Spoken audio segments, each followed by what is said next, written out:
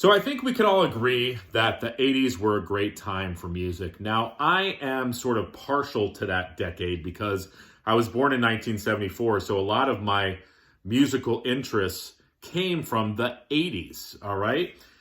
A lot of great music. I want to show you guys 10 albums that were released in 1980. The criteria, though, they have to be on vinyl, and obviously I have to have a physical representation of it to show you. Now, this is not the best of the 1980s by any stretch of the imagination. These are just 10 records that came out in 1980 from my collection that I wanted to show you guys. And let's get a conversation going. Let's rap about it, shall we? Let's start with this. The Beach Boys, Keeping the Summer Alive. Looking it up, this is the 24th studio album by the Beach Boys. Is it Pet Sounds? No. But it's still a really good record. If you passed on this one in 1980, check it out. Keeping the Summer Alive. How about this voice? John Anderson of Yes. This is his album Song of Seven. It's not his seventh solo record, though. It's only his second solo record. Listening to solo John Anderson, I think I like when he was singing with Yes better, but I dig his solo stuff. I'm not as versed in it as I am with Yes. So definitely going to have to give the solo stuff by him because I've got a few of his albums. I need to give them some more spins, but I like what I've heard. I do think that I prefer him with Yes, though, which I guess makes kind of sense. Yes? Yes. All right, what about this punk classic? Came out in October of 1980. Circle Jerks, Group Sex. If you like punk music, you know this record, all right?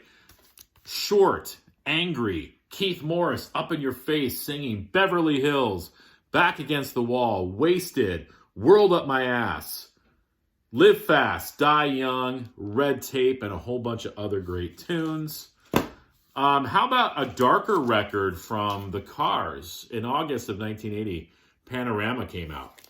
The Cars were an interesting band for me because growing up, I knew their hits. I just never had any of their records. So now that I've been collecting their records and listening to them, it's almost like a whole other page has been turned in the book of Cars because a lot of these songs I had never heard before because I only knew the hits. Dark, cool record, Panorama. Got to thank Jeff Witcher for talking about Echo and the Bunnymen. This is their debut album, and this came out in July of 1980, entitled Crocodile. Check them out if you're into that sort of 80s UK rock thing. I just created a new genre. 80s UK rock thang. But you got to spell thang, T-H-A-N-G. Some more punk. X. X marks the spot, right? Well, the spot is Los Angeles. Great record.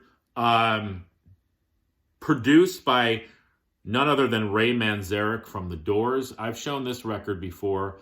If you like punk, if you like rock and roll, if you like a little bit of genre bending, if you will, check out the band X.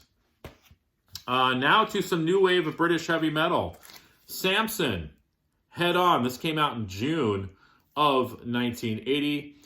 And if you didn't know, Bruce Dickinson from Iron Maiden, yeah, that Bruce Dickinson, sang for Samson. And then little Steve Harris walked over and saw Bruce Dickinson on the stage. And he said, I want that man in my band. And at this point, Bruce was going by Bruce. But I guess Steve Harris said, no, you're not going to be called Bruce because our record is called The Number of the Beast. And we're not going to have a singer named Bruce singing on Number of the Beast. So you shall be dubbed The Unforgiven. No, that's another band. You're going to be dubbed Bruce Dickinson. I think that must be his birth name. I don't know. But Anywho, check out Samson. Next, this is going to be like the Jeff Witcher hour here. I got to thank Jeff Witcher for talking about this band and sort of, making me buy it. He was on my shoulder. You know how we have that little devil on one side and the angel on the other? Well, I also have Jeff Witcher, but he kind of sits behind my neck, and he sort of goes back and forth between the devil and the angel. And he started talking about OMD, Orchestral Maneuvers in the Dark.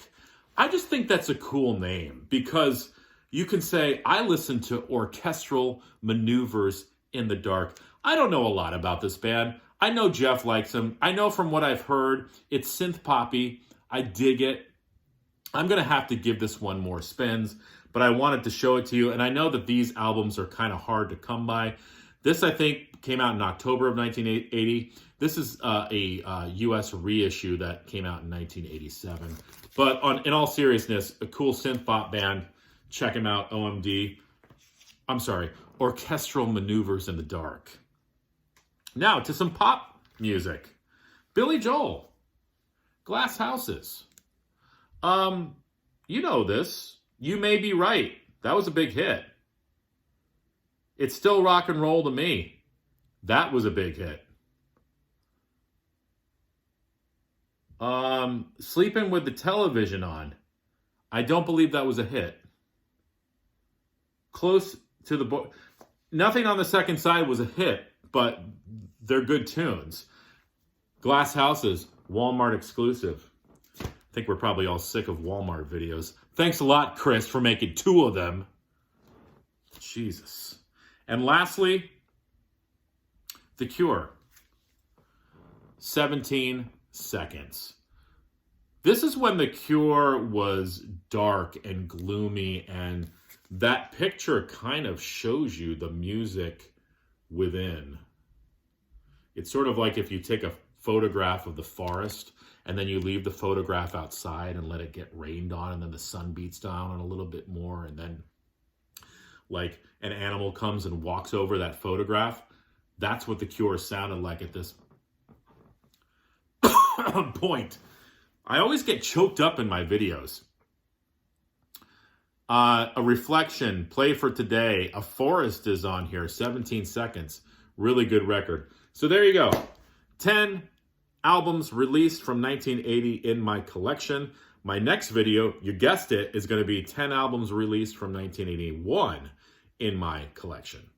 Thanks for listening.